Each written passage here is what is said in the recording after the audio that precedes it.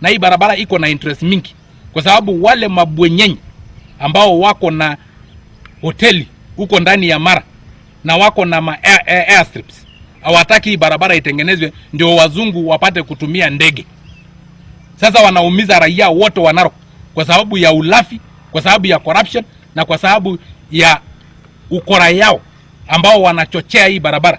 Kwa hivyo hii barabara hata mimi najua hata contractors kama wametoka, hao mabonyenye ndio sana sana walichangia kuanzia independent hii barabara isiwahi tengenezwa, ndio wazungu wakikuja waumie na barabara, wapate kutumia mandege zao katika hoteli zao na airstrip yao, ndio wapate kupata pesa, kwa sababu mzungu atakuwa amechoka kutumia barabara.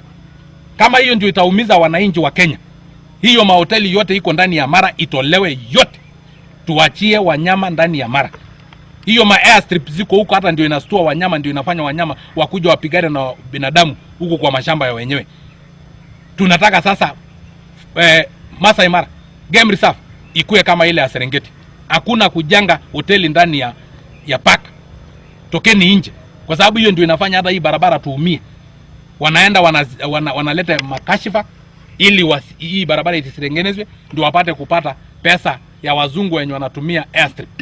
Na bila hii barabara hata Waafrika wenyewe wanaona ni ngumu.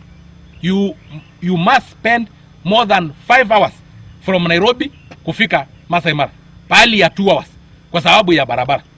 Sasa tumelia, tumepembeleza serikali tangu independence mpaka juzi tukakuja kupatiwa barabara na rais wetu akakuja commission.